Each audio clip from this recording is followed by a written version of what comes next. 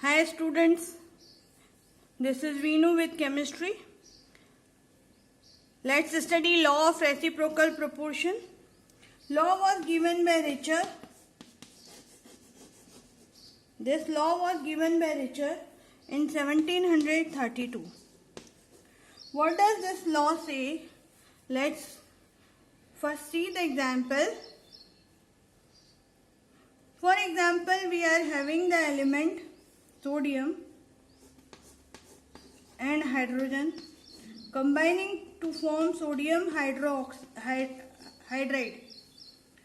and hydrogen also combines with chlorine to form HCl. So we will see in this case, let's see the proportion of these elements.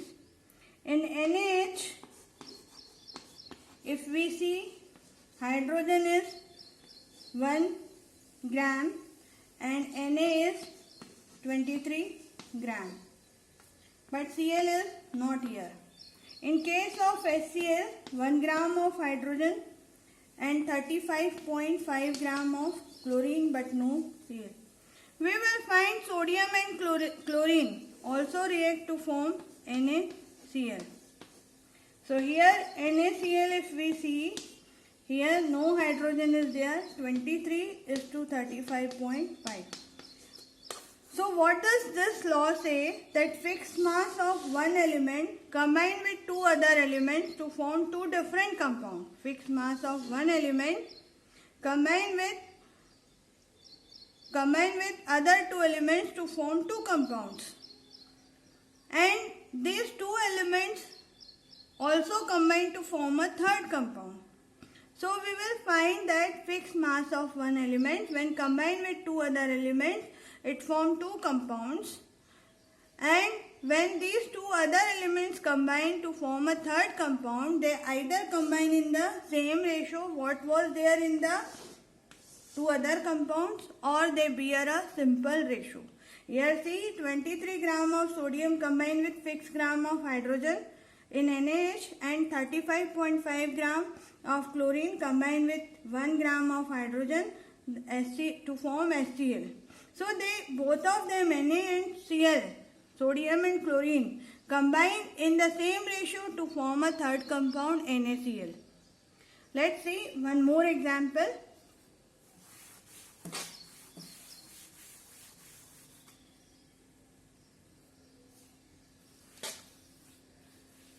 Let's see one more example. Hydrogen combines with oxygen to form water. Hydrogen combines with sulfur to form hydrogen sulfide. Sulfur and oxygen both combine to form sulfur dioxide. If we see the ratios, H2O, H is 2 grams and oxygen is 16 grams. Sulfur is not there here, but hydrogen also combines with sulfur to form H2S. So 2 grams of hydrogen combined with 32 grams of oxygen. 32 grams of sulfur, not oxygen. So when sulfur and oxygen both combine, they form SO2. So we will see that 32 gram of oxygen combined with 32 gram of sulfur. You find that SO3 is also formed. In case of SO3, if you will see 48 grams of 32 grams. So we will see that, let's see only one example of SO2. If you see that fixed mass of hydrogen is combining with other two elements to form two compounds, H2 and H2S. So when these two elements combine with each other, they either have the same ratio or bear a simple ratio to the masses of these two other elements. So here ratio is 1:1. In earlier example we had seen ratio was same. What was there while combining with the fixed mass of third element. So in general we will see that one element is there, A, with its fixed mass. One element with its fixed mass combined with two other elements, B and C, to form two compounds, AB and AC. Let's AB and AC.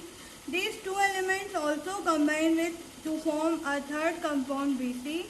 So we will see this how we will define when an element A with its fixed mass combined with two other elements B and C to form two compounds, and if these two elements B and C also combine to form a third compound, so they will be combining either in the same ratio what is there while combining with A, or they will be bearing a simple ratio to the mass of B and C which combined with the fixed mass of A. Once again, if A combines to form AB while combining with B, if A combines with C, so fixed mass of A combined with B and C to form two compounds. B and C also combine to form third compound. So B and C combine either in the same ratio in what they had while combining with fixed mass of A, or they will be bearing a simple ratio to the masses which they had while combining with constant mass of A. So this is the law of reciprocal proportion. We'll be studying Gay-Lussac law in next class. Thank you.